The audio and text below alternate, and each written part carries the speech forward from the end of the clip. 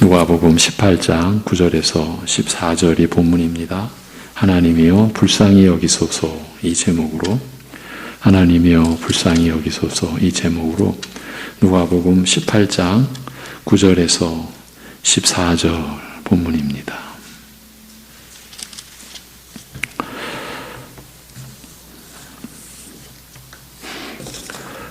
9절부터 봉독하겠습니다. 또 자기를 의롭다고 믿고 다른 사람을 멸시하는 자들에게 이 비유로 말씀하시되 두 사람이 기도하러 성전에 올라가니 하나는 바리새인이요 하나는 세리라. 바리새인은 서서 따로 기도하여 이르되 하나님이여 나는 다른 사람들 곧 토색 불의 간음을 하는 자들과 같지 아니하고 이 세리와도 같지 아니함을 감사하나이다. 나는 일해에 2번씩 금식하고 또 소득의 11조를 드리나이다 하고 세리는 멀리 서서 감히 눈을 들어 하늘을 쳐다보지도 못하고 다만 가슴을 치며 이르되 하나님이여 불쌍히 여기소서 나는 죄인이로소이다 하였느니라. 우리 14절은 다 같이 읽겠습니다. 내가 너희에게 이르노니 이에 저 바리새인이 아니고 이 사람이 의롭다 하심을 받고 그의 집으로 내려갔느니라. 무릇 자기를 높이는 자는 낮아지고 자기를 낮추는 자는 높아지리라 하시니라. 아멘. 험악한 세상 가운데서 신자의 처지는 마치 도울 자가 없고 기대어 의지할 사람이 없는 과부의 처지와 비슷하며 신자는 오직 하나님을 바라보고 하나님에게서 도움을 기대할 수밖에 없다고 지난주에 말씀드렸습니다. 이러한 처지에 있는 신자들에게 예수님께서는 항상 하나님께 기도하고 은혜를 구하되 결코 낙심하지 말라고 가르치셨습니다. 신자는 모든 것을 하나님으로부터 은혜로 받아 살아가는 존재이며 또한 하나님께서는 자녀들의 이러한 간구를 반드시 들으신다는 사실을 일깨우신 말씀이었습니다. 예수님께서 재림하실 때가 가까울수록 세상은 더욱 부패하고 악하여지며 신자에 대한 핍박도 더욱 심하여질 것이나 참으로 믿음을 기대하기 어려운 상황이 될 것이나 그럼에도 불구하고 하나님의 의로운 통치는 굳건히 서 있을 것이므로 하나님 나라에 대한 기대와 소망을 버리지 말 것이며 하나님의 의로우심과 그 사랑에 대한 흔들리지 않는 믿음으로 하나님께 은혜를 구하며 살아야 할 것을 가르치신 것입니다. 소위 불의한 재판관의 비유에 그 말씀이었죠. 우리가 생각하는 차원보다 훨씬 큰 내용, 그리고 예수님의 재림 때가 가까워오는 그런 시대의 특성과 그 안에서 교회는, 우리 신자들은 어떻게 믿음으로 서야 하는지에 대한 그런 말씀이었습니다. 그냥 응답할 때까지 끈질기게 기도하면 된다, 이런 가르침이 아니었습니다. 오늘 말씀은 신자가 기도하되 구체적으로 어떤 자세로 기도해야 할 것인가, 하나님께 어떤 자세로 은혜를 구해야 할 것인가에 대하여 비유로 가르치신 내용을 기록하고 있습니다. 이제 말씀을 나누면서 확인이 되시겠지만 지금도 앞으로도 우리의 평생 우리가 어떤 자세로 하나님 앞에서 살아야 하는지에 대한 말씀입니다. 특별히 하나님 나라의 핵심적 요소요, 은혜 중에 은혜라 할 수 있는 칭의, 의롭다 여김 받는 것, 칭의와 관련해서 하나님께서 나를 의롭다고 여겨주시는 그 은혜와 관련해서 신자는 어떻게 기도해야 할 것인지에 대하여 가르치신 내용을 적고 있습니다. 우리의 영적 생사와 직결된 의 문제와 관련하여 어떤 자세로 하나님께 나아가 은혜를 구해야 할 것인지에 대하여 알리고자 하시는 것입니다. 달리 말하면 이 땅에 사는 동안 오직 하나님의 긍휼과 도움을 기대하고 의지하며 간구하면서 살아가는 믿음의 자세가 어디에 근거하고 있는지,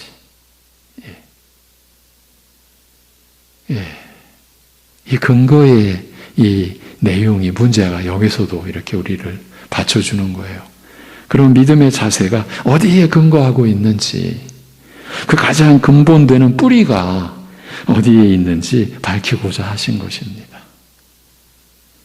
예수님께서는 스스로 자신을 의롭다 확신하고 다른 사람들을 멸시하는 어떤 사람의 예를 통하여 역으로 하나님께 진정한 의를 구하는 올바른 자세에 대하여 가르치고자 하였습니다만, 예수님의 의도를 좀 더 정확하게 파악하기 위해서는 우선 자신의 의로움을 확신하는 이 사람의 의가 어떤 성격의 의인지 생각해 볼 필요가 있습니다.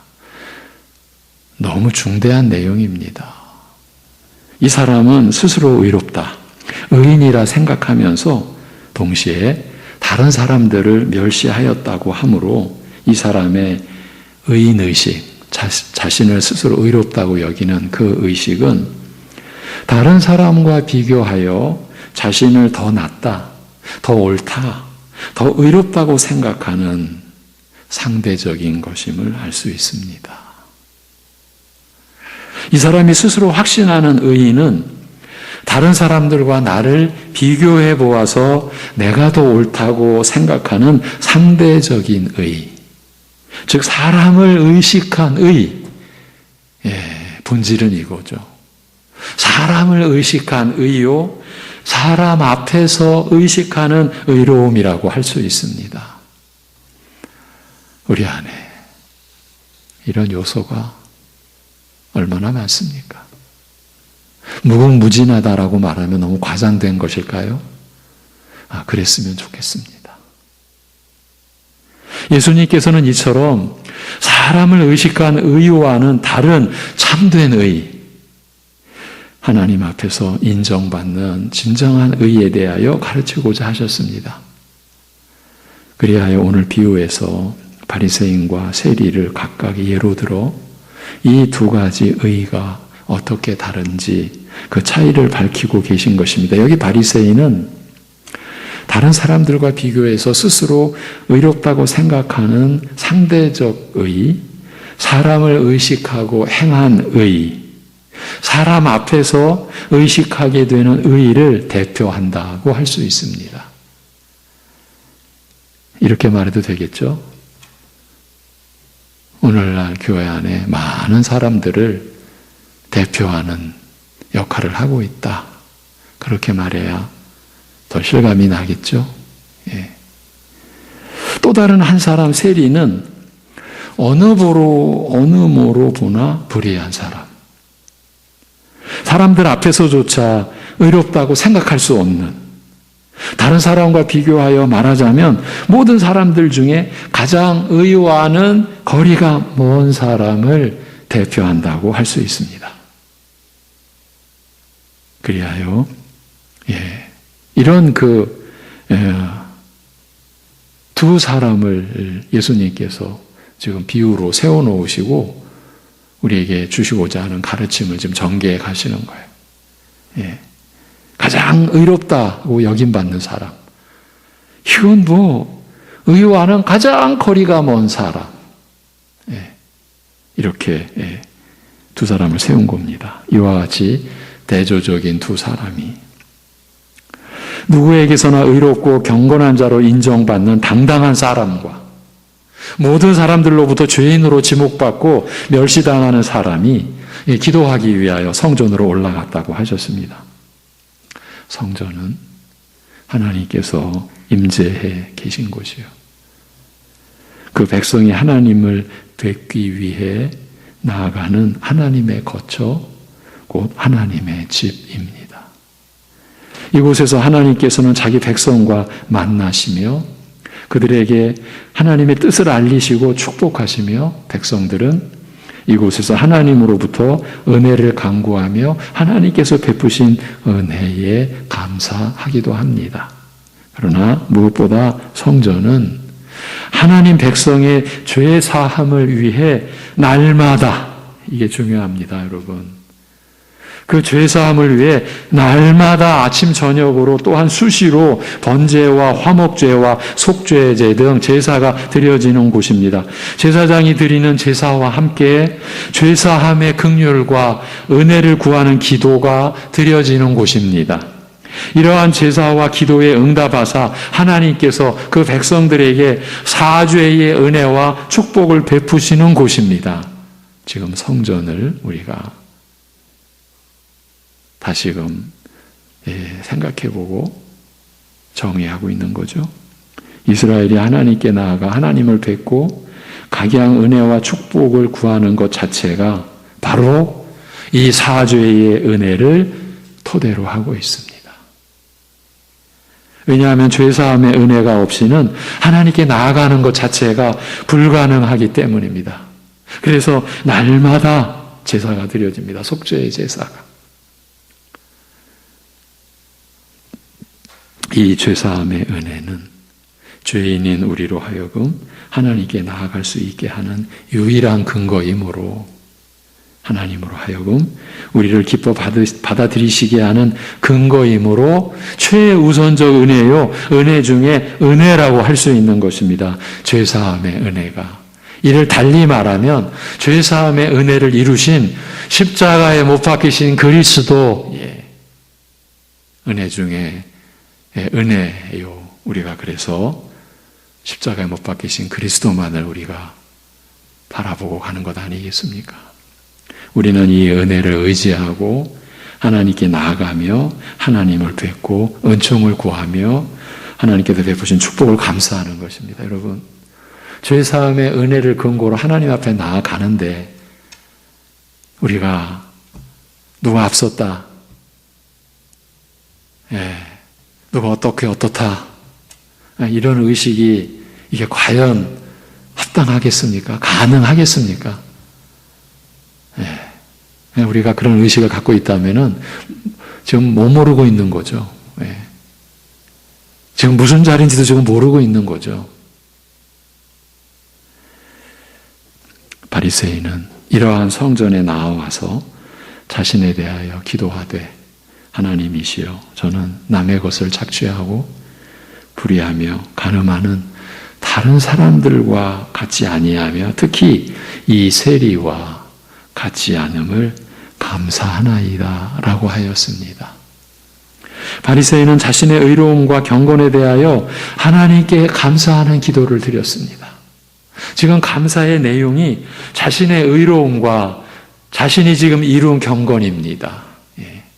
자신이 행한 것입니다. 자신이 지금 세운 것입니다. 그걸 놓고 하나님께 감사드리고 있습니다. 다른 사람들은 남의 것을 착취하고 불의를 행하며 살아가나 자신은 이 세리와 같이 악한 죄인, 모든 사람들에게서 소망 없는 자로 버림받은 그 죄인과 같지 않은 것에 대해서, 이런 죄인과는 달리 의롭게 산 것에 대해서 감사하였습니다.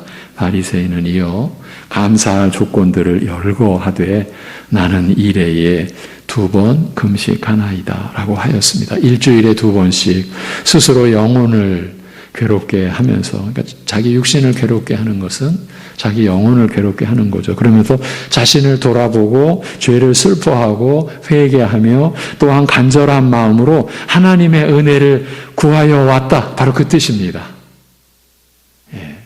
여러분, 금식의 본질과 내용이 이것이죠. 자신의 영혼을 괴롭게 하면서 자신을 돌아보고 죄를 슬퍼하고 회개하고, 그래서 간절한 마음으로 자기 육신을 괴롭히는, 그러니까 스스로는 생명의 어떠한 모든 것을 끊고 생명의 주 되신 하나님께만 의지하며 그 간절함으로 하나님의 은혜를 구하는 그 우리의 신앙의 행위를 금식이라고 하지 않습니까? 지금 그렇게 자기는 하나님의 은혜를 구하여 왔다라는 뜻입니다. 또한 내가 얻은 모든 소유의 11조를 빠짐없이 하나님께 드려왔다고 하였습니다.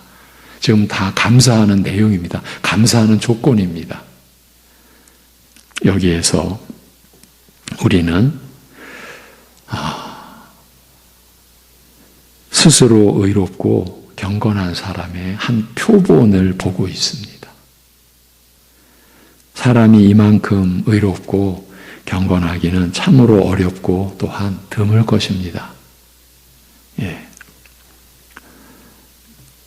제가 한번 말씀드렸죠. 몇 년 전 지금 이스라엘의 랍비라고 그렇게 그 이스라엘 사회에서 존경받는 한 분이 한국에 와서 한국 교회를 돌아보고 뭐라고 말했는지 제가 한번 소개해 드렸었죠. 여러분과 같이 신앙생활을 하려면 우리는 안 합니다. 너무 우리를 부끄럽게 한 말을 남겼습니다. 예. 지금 이 바리새인과 같이 그들이 구축해가는 스스로 의롭게 여기게 만들고 스스로 세워가는 경건의 규모는 여러분 우리가 상상하는 것도 어려울 정도로 엄격합니다. 지금 이 바리새인 이런 사람 이렇게 하기가 어렵고 이런 사람 드뭅니다. 네. 함께 성전에 올라간 세리와 비교할 때 천양지차가 나는 사람이었습니다. 우리는 이 바리새인에게서 자신의 의와 경건에 대한 강한 확신을 엿볼 수 있습니다. 나는 남의 것을 착취하지도 않았고 불의를 행하지도 않았으며 음란하거나 죄를 범하지 않았다라고 말하는 그의 태도에서 어떤 모양의 죄의식도 자신의 죄를 의식한 흔적을 찾아볼 수 없습니다. 나는 1회에 2번 금식하고 내가 획득한 모든 소유의 11조를 드렸나이다라는 그의 말에서 하나님께 빚진 자의 모습이나 태도를 찾아볼 수 없습니다. 그는 하나님 앞에서 자기에게 요구되는 모든 경건의 의무를 다 완수해낸 완벽한 자로 서 있는 것입니다. 지금 예수님께서 이런 사람을 지금 내세우신 거예요. 예. 그리고 실제로 다른 사람과 비교할 때, 특히 세리 같은 자와 비교할 때 그의 의와 경건은 탁월한 것이었다. 이거 뭐 탁월이라는 말 가지고도 감당이 안 될 수준 아니겠습니까? 그런 것이었고 모든 사람들로부터도 인정과 칭찬을 받을 만한 것이었습니다. 그러나 불행하게도 이 사람이 자기에게서 스스로 확신하는 이 의와 경건은 다른 사람과 비교해서 나온 상대적인 것이었습니다. 불행하게도. 하나님 앞에서 하나님의 절대적인 계명 앞에서 확신한 의와 경건이 아니라 사람들 앞에서 다른 사람과 비교해서 자신할 수 있는 의와 경건이었습니다. 사람을 의식한 의와 경건일 뿐이었습니다. 나는 다른 사람들과 같지 아니함을 감사하나이다라는 그의 말이 역으로 이 사실을 확인해 주고 있습니다. 이러한 바리새인과는 대조적으로 세리는 멀리 서서 기도하였습니다. 하나님 앞에서 자신의 죄를 의식하는 자의 모습, 그 모습을 보여주고 있습니다. 예수님께서 이렇게 이 사람을 세우신 거예요. 거룩하신 하나님께 감히 나아갈 수 없음을 알고서 자신의 죄를 부끄러워하고 두려워하는 태도, 그 태도를 보여준 것이죠. 그는 거룩하신 하나님을 향하여 감히 눈을 들어 바라보지도 못하였습니다. 자신의 수치와 비천함을 깊이 의식한 모습입니다.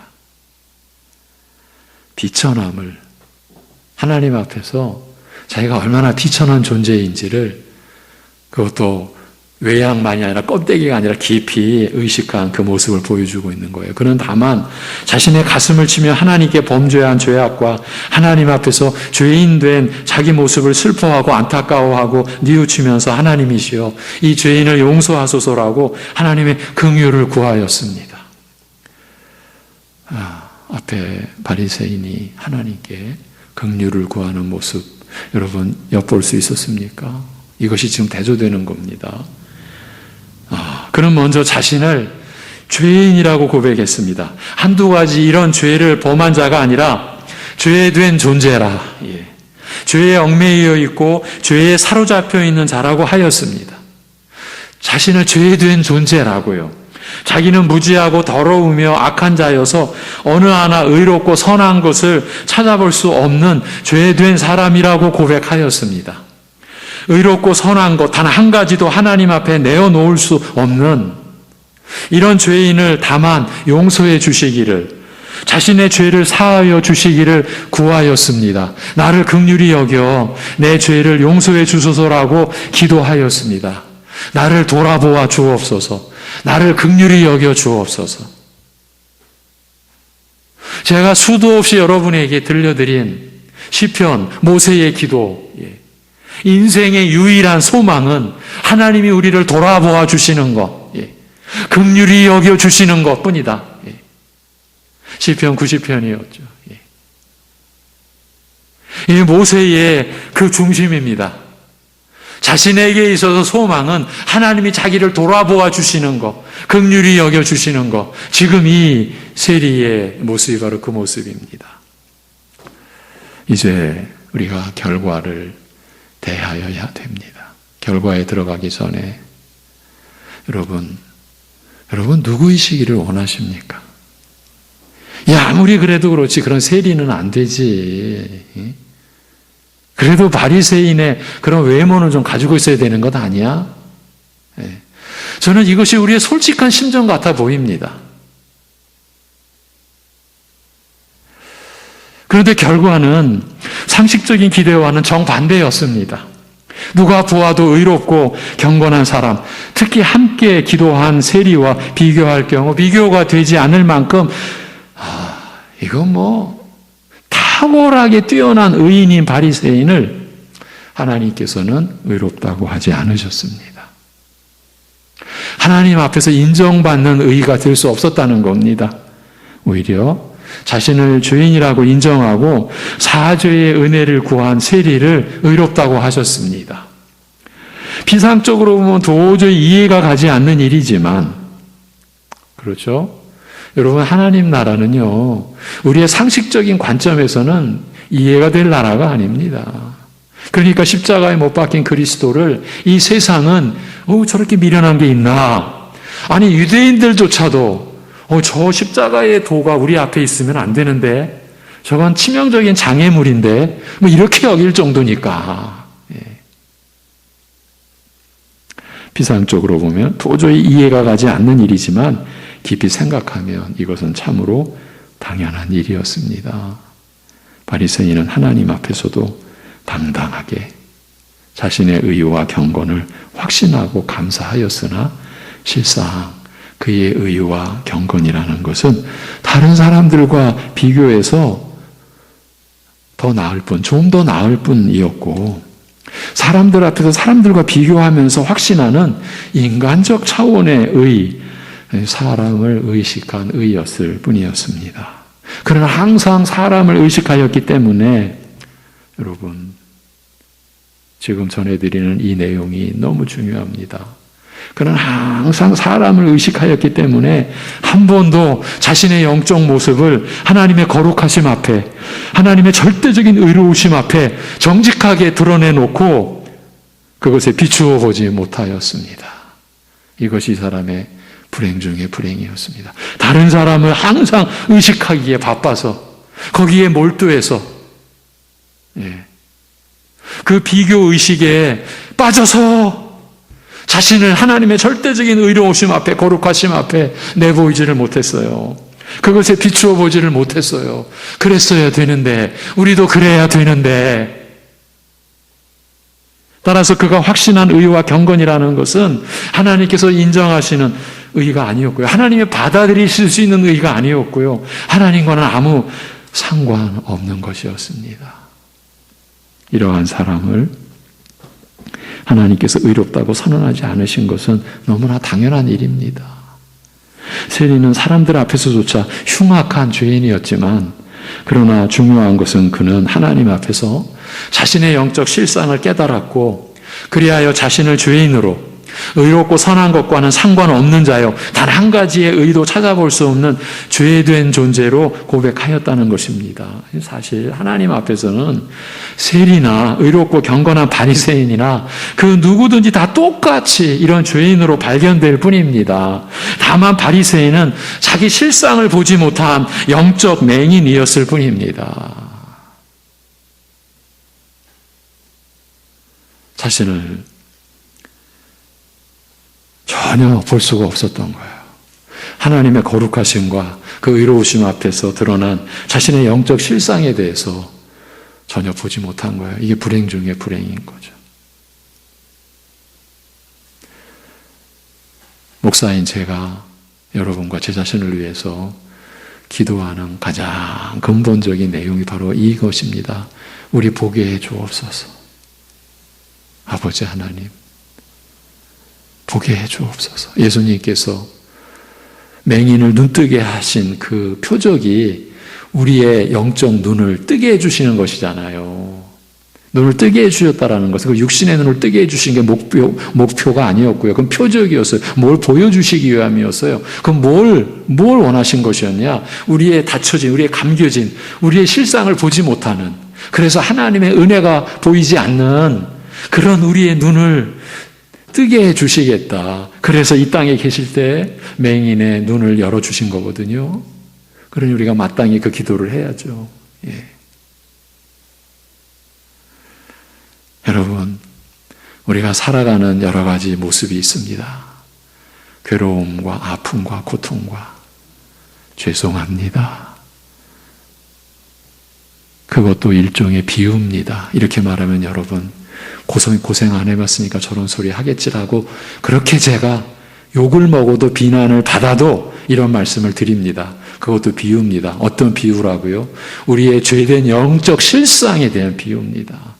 진정 우리가 괴로워해야 되고 고통스러워해야 되고 처절하게 우리가 우리 자신에 대해서 아파해야 하는 것은 하나님의 의로움과 거룩하심 앞에서 드러나는 나의 영적 실상. 그래서 십자가에 못 박히신 그리스도가 아니면 나는 어떤 길도 없다라고 하는 그것이 깨달아지는 그 자리까지 가지 않으면 안 되는, 그래서 내가 나를 봐야만 하는 거예요. 근데 우리는 못 봐요. 하나님의 은혜가 아니면, 하나님께서 열어주시지 않으면, 성령께서 열어주시지 않으면. 그래서 이 목사도 늘 기도하는, 지금도 제 자신을 위해서도 여러분을 위해서도 그 기도를 드리는 거예요. 보게 해주세요. 예. 우리가 못 듣고 있다라는 것을 알게 해주세요.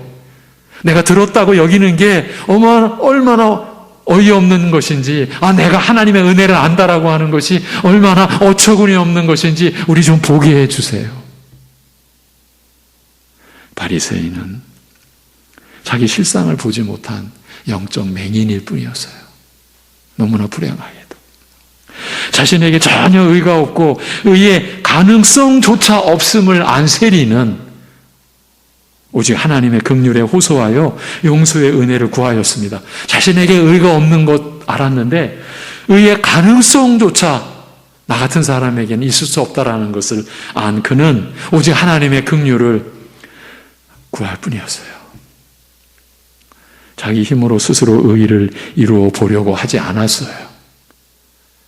자기 자신에게 의의 가능성조차 없음을 아니까 자기 힘으로 스스로 의를 이루어 보려고 하지 않았어요. 이런 시도가 헛된 일인 줄 알기 때문에 아무리 선을 행하려고 노력해 보아야 그것으로는 하나님 앞에서 의인으로 설 수 없다라는 것을 알기 때문에 그는 오직 이처럼 소망 없는 죄인이라 할지라도 용서하시고 받아들이시는 하나님의 긍휼에 호소하였습니다.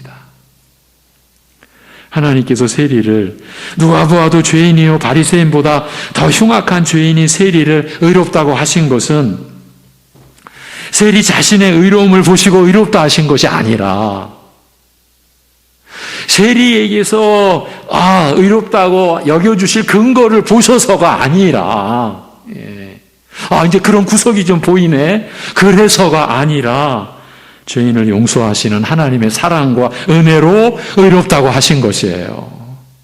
우리가 그 은혜를 입은 것이고요. 야, 그래도 나는 나니까 이게 무서운 거예요, 이게. 긍휼과 은혜로 그의 모든 죄를 씻어 정결케 하시고 이렇게 하여 죄에서 벗어난 그를 의롭다고 여겨주신 것이에요. 오직 죄인을 용서하시는 하나님의 사랑과 은혜가 베풀어진 거예요. 그래서 그 긍휼과 은혜로 그의 모든 죄를 씻어 정결케 하시고 죄에서 벗어난 그를 하나님께서 의롭다고 여겨주신 것이에요. 예수님께서 이 비유 안에 담긴 원리를 설명하시되 자기를 높이는 자는 낮아질 것이요 자기를 낮추는 자는 높아지리라고 하셨습니다. 여기에서 자기를 높이는 것은 단순히 다른 사람을 멸시하고 자신을 그들보다 의롭다고 여기며 이런 의미에서 자기를 우월한 자로 생각하는 그 교만을 가리키는 것이라고 보기는 어렵습니다. 답이 안 나옵니다. 더 근본적인 교만, 곧 하나님 앞에서 죄인인 자신을 의인으로 높이는 교만, 하나님 앞에서의 영적 교만을 가리키는 것입니다. 그러니까 바리새인의 그 자신의 의로움을 가지고 다른 사람을 멸시하는 것, 이것도 껍데기였죠. 그의 실상은 하나님 앞에서 죄인일 수밖에 없는 자신을 의인으로 높인 거예요. 그 교만. 지금 그것을 지적하고 계신 거예요. 이러한 자를 낮추시리라고 하신 것은 이러한 자는 실상 의인이 아니고 죄인이므로 그 실상대로 드러내셔서 불의하고 악한 죄인으로 정죄받게 하실 것이라는 뜻입니다. 무서운 말씀이죠. 율법의 정죄 아래, 곧 하나님의 심판 아래, 영원한 죄로 인한 하나님의 진노하심의 그 불행과 저주 아래 있게 하시리라는 그 뜻이 아니겠습니까? 자기를 낮추는 자는 높이시리라. 이것은 사람이 하나님 앞에서 자기를 낮추어 겸손하면 이것이 대단히 아름답고 가치 있는 일이 되어서 하나님께서 이러한 사람을 의롭다고 인정하신다는 그런 뜻이 아닙니다. 세리가 자신을 죄인으로 고백한 것은 자신의 실상, 진실된 모습을 그대로 인정하고 고백한 것에 지나지 않습니다. 여러분, 자신의 죄를 자복하고 용서를 구할 때 하나님께서 용서해 주신다. 이 은혜의 진리도 우리 안에서 왜곡되지 않습니까? 어떻게 왜곡됩니까? 아, 난 죄를 자복했어.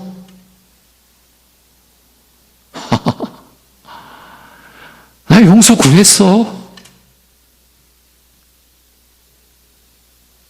그러니 하나님이 마땅히 죄 용서해 주셔야지. 여러분, 우리 안에 이런 심사가 있었어요. 지금도 있을 수 있어요. 용서를 구하는 게, 죄를 자복하는 게 죄사함의 은혜의 근거가 될 수 없어요. 여러분, 우리의 행위가 근거가 되는 법이 없어요. 우리가 하나님 앞에 먼저 드려서 갚으심을 받는 그런 법이 하나님 나라 안에서는 없어요. 지금 세리가 자신을 죄인으로 고백한 것은 자신의 실상, 진실된 모습을 그대로 인정하고 고백한 것에 지나지 않습니다. 다만 자신의 죄인됨을 깨닫고 하나님의 긍휼고 사죄의 은혜를 구하였으며 이처럼 겸손하게 긍휼을 구하는 세리를 하나님께서 용서하시고 의인으로 세워주신 것이에요. 앞에서도 말씀드렸어요. 죄인이 세리가 자신의 죄인됨을 고백하는 것이 근거가 된 게 아니고요.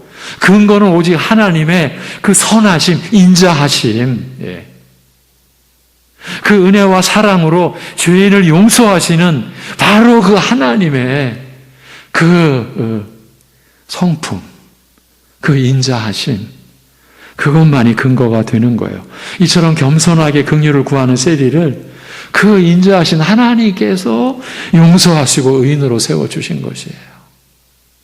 예수님께서는 이 비유를 통하여 하나님께서 우리에게 베푸시는 최대의 축복, 영원한 생명과 죽음을 결정하는 의를 사람이 어떻게 얻을 수 있는지 그 바른 자세를 가르치시려고 하셨어요. 이게 이 비유의 목적이에요. 네. 하나님께서 우리에게 베푸시는 최대의 축복이라고 그랬어요. 그것은 영원한 생명과 죽음을 결정하는 의를 사람이 어떻게 얻을 수 있는지, 이 의를 얻는 것이 최대의 축복이라는 말이에요. 사실은 이 내용조차도 지금 우리 교회 안에서 공유가 됩니까? 공감이 됩니까? 아직도 여전히 자기의 복이 있는데, 자기가 구하고 있는 복이 있는데, 예. 여러분, 우리 얼마나 무지스럽습니까? 예. 이런 말씀을 드리는 제가 한편으로는 무책임한 말을 하고 있는 거죠. 왜? 제일 큰 책임이 저에게 있으니까. 하나님의 말씀을 제대로 바르게 못 전하고 못 가르쳐서. 예. 죄송스럽지만 그러다 여러분의 책임도 없다라고 말씀드리는 것은 아닙니다. 예. 제가 한 가지만 여쭙겠습니다. 개인적으로 성경 말씀을 보실 때, 예배를 드리러 나오며 말씀을 들으실 때 그 말씀에 대한 어떠한 간절함을 가지고 이 말씀이 오늘 들려지게 해 주시옵소서. 예. 우리가 과연 그렇게 그러한 중심을 얼마나 가지고 있는지, 예. 이건 우리 모두가 대답해야 될 겁니다. 지금 이 엄청난 내용을 예수님께서 이 비유로 우리에게 지금 제시한 거예요. 최대의 축복, 영원한 생사를 가늠하는 그 의의를 사람이 어떻게 받을 수 있는지, 이것은 오직 은혜로만 얻어지는 것임을, 죄인을 용서하시는 하나님의 긍휼로서만 주어지는 것임을 가르치셨습니다. 그래서 믿음으로 의롭다함을 얻은 신자된 이 하나님의 집인 교회는, 그래서 이 차원에서 이 모든 차별이 무너진 거예요. 왜? 최대의 축복이 오직 믿음으로 의롭다함을 얻었기 때문에. 그래서 우리가 성령 안에서 정신을 차리게 되면 모든 비교의식이 눈 녹듯이 허물어지게 되어 있는 거라고요. 오직 은혜로만 얻어지는 것이에요, 이 의는. 오직 하나님의 죄인을 용서하시는 그 긍휼로서만 주어지는 것임을 가르치신 거예요. 이 방법으로서가 아니면 어떤 사람도 의와 영생에 이를 수 없고 천국에 들어갈 수 없다는 것을 알리신 것이에요.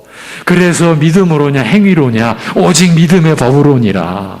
우리가 이 은혜에 들어가는 게 오직 믿음이잖아요. 우리의 어떤 행위가 근거가 되어서 이루어지는 법이 아니잖아요. 이런 은혜의 이치를 깨달은 신자들이 참된 행위로 이 세상을 밝히는 거죠. 요소에서. 예. 예.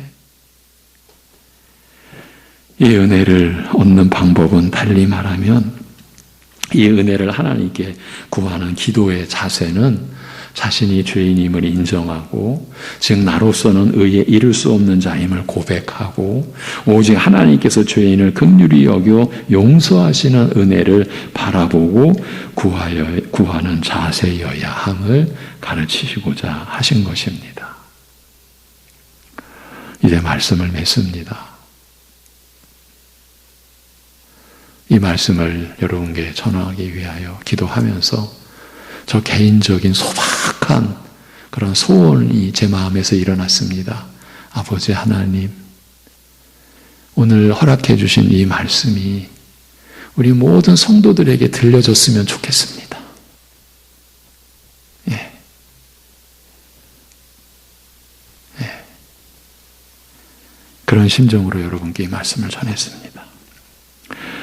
자신이 죄인임을 인정하고 나로서는 의에 이를 수 없는 자임을 고백하고 오직 하나님께서 죄인을 긍휼히 여겨 용서하시는 은혜를 바라보고 구하는 자세, 그 자세로만이 우리가 이 은혜를 하나님께 받고 누릴 수 있다. 최대의 축복인 의의를 우리가 얻는 자가 될 수 있다. 그리고 이렇게 시작된 우리의 새 삶은 평생 동안 이런 자세로 이어질 수밖에 없다라는 사실을 가르치시고자 하신 것이에요. 여러분, 이런 차원에서 우리 신자의 길은 졸업이 없어요. 은퇴가 없어요. 제가 그래서 이렇게 좀 가벼운 표현을 얼마 전부터 내가 말씀을 드리고 있죠. 신자의 삶은 은퇴가 없다. 졸업이 없다. 평생 이런 자세로 죄인임을 인정하고요. 날마다입니다. 날마다. 성전 제사가 날마다. 이게 다 우리를 향한 표적입니다. 말씀입니다. 아니, 주님이 가르쳐 주신 기도 속에 날마다 일용할 양식 구하고 바로 나의 죄를 사하여 주옵시고 날마다 이렇게 기도하라는 말씀 아닙니까? 끝까지. 여러분, 이게 영적 싸움인 거예요. 끝까지예요. 그래서 이것도 여러분의 귀에 못이 박히도록 드린 말씀이죠. 바울 사도는 단지 사도로서 우리에게 주어진 게 아니고요. 신자의 본이에요, 본. 이런 사람도 구원받는다. 또 이런 사람도 하나님 나라의 일꾼이 된다. 그 본이라고요. 근데 자기가 본이 된다. 하나님이 그렇게 세웠다라고 하면서 거기에 곁들여 한 고백이 뭡니까? 나는 죄인 중에 괴수다. 그게 그의 거의 말년의 서신이에요. 우리도 말년에 가서 아버지 하나님, 죄인 중에 괴수인 죄가 오늘도 나의 죄를 하나님 앞에 고백하고 하나님의 은혜와 긍휼이 아니면 의에 이를 수 없는 자임을 오늘도 고백합니다. 이것이 우리 인생이라는 거예요. 하나님께서 거하시는 성전에 나아가서 하나님께 드리는 기도, 하나님의 은혜와 축복을 구하는 기도의 참된 의미를 올바로 깨달은 사람은 경건한 바리새인이 아니라 죄 많은 세리였습니다. 기도하겠습니다. 하나님 아버지,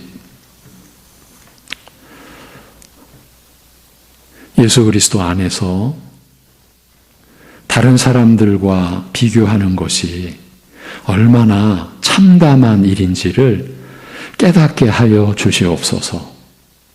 우리가 그리스도를 무시하고 있는 처사라고 하는 것이 우리에게 깨달아지게 하여 주시옵소서. 그리스도 안에서 우리에게 주어진 은혜와 최대의 축복을 우리가 아주 우습게 여기는 그런 모습일 수 있다라고 하는 그러한 깨달음에 우리 교회, 우리 성도들, 우리 수요예배 가족들이 이르를 수 있도록 은혜를 베풀어 주옵소서. 아버지 하나님, 우리가 예수님의 이름조차도 우리의 사욕을 위해서 얼마나 멋대로 사용해 왔는지, 그러면서도 우리가 그 죄를 알지도 못하고 그 불법의 죄악이 얼마나 무서운지도 모르고 어쩌면 그런 상태로 우리가 예배를 드리기까지도 했던, 전혀 하나님을 향하여 집중된 마음도 아니면서도 우리는 하나님께 예배를 드렸다고 그렇게 여겼던 그런 순간들, 돌아볼 수 없을 정도로 많았던 그런 우리를 아버지 하나님 긍휼히 여겨주셔서 감사합니다. 우리를 불쌍히 여겨주셔서 우리에게 호흡을 연장케 해주셨고 믿음이 끊어지지 않게 해주셨고 오늘 이 말씀 앞에 우리를 세워주셨사오니 감사합니다.